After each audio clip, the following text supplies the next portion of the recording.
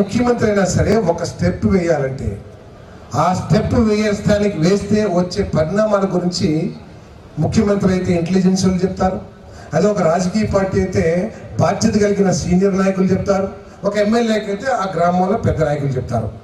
కానీ ఈ వైఎస్ఆర్ కాంగ్రెస్ పార్టీ ఓడిపోయిన తర్వాత వాళ్ళు చేసిన మొట్టమొదటి యాత్ర ఏంటో తెలుసా?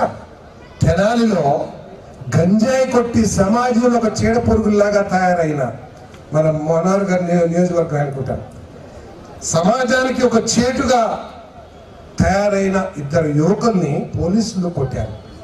కొడితే ఈయన వెళ్ళి వాళ్ళందరినీ భుజం చరిచి ప్రధానమంత్రి ప్రభుత్వం వస్తుంది మీకు అండగా ఉంటానని చెప్పొచ్చాడంటే దాన్ని గొడ్డల పార్టీ అనుకోకుండా ఏ పార్టీ అనాలో మీరే సమాధానం చెప్పాలని చెప్పేసి అడుగుతా ఉన్నాను.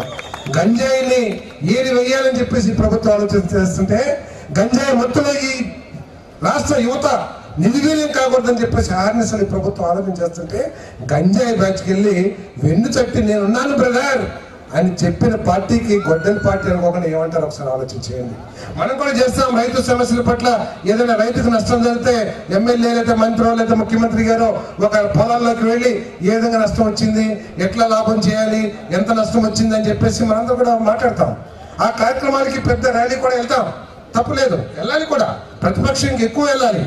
కానీ జగన్మోహన్ రెడ్డి రైతుని పరామర్శిస్తానికి సత్తెనపల్లి వెళ్ళిన రోజున ఎక్కడైనా సరే ఏ ముఖ్యమంత్రి అయినా లేదా ఏ నాయకుడైనా వెళ్తే ప్లే కార్డులు పెడతాం. రైతు పండించిన పంటకి గిట్టుబాటు ధర ఇవ్వాలి, లేకపోతే సాగునీరు కావాలి, మా పంటను కొనాలి, ఇవన్నీ కూడా ప్లే కార్డులు పెట్టుకొని ప్రభుత్వ దృష్టిని ఆకర్షించడానికి మనం ప్రయత్నం చేస్తాం. కానీ వైఎస్ఆర్ కాంగ్రెస్ పార్టీ అధినాయకుడు జగన్మోహన్ రెడ్డి గారు మొట్టమొదటిగా రైతులు పరామర్శించడానికి వెళ్ళిన ర్యాలీలో ఏం చూశారని మీరంతా కూడా? రఫా నరికేస్తాం, ఎవరిని అడ్డొస్తే తొక్కేస్తాం ఏం బ్యానర్లు పెట్టేగారని నిజంగానే జగన్మోహన్ రెడ్డి గారు తొక్కించుకుంటే వెళ్ళిపోయాడు, చనిపోయినా కూడా పట్టించుకోకుండా. అందుకనే గొడ్డల పార్టీ అని చెప్పేసి మనం చేస్తా ఉన్నాం. ఆయన తప్పు ఇక్కడి నుంచి చేయొద్దు అనుకోకుండా సినిమాలో డైలాగులు కొడతాయని చెప్పి చెప్పాడంటే ఈరోజు మొన్న నూజివీడులో ఆ పార్టీ నాయకుడు స్పీచ్ ఇచ్చిన తర్వాత ఏ విధంగా కొట్టుకున్నారో మీరు అందరూ రాష్ట్రం అంతా కూడా చూసింది. అంతేకాకుండా మిషన్తో ఉండే రంపాలు తీసుకొచ్చి విరంగం చేశారు. ఒకవేళ తగలని మనిషికి తగిలితే ఏమవుతుందో ఒకసారి ఆలోచించేయండి. అందుకని అది గొడ్డల పార్టీ. ఆ పార్టీ వస్తే ఈ రాష్ట్రానికి వినాశనం తప్పితే ఇంకొకటి ఉండదని చెప్పేసి మనం చేస్తా ఉన్నాం.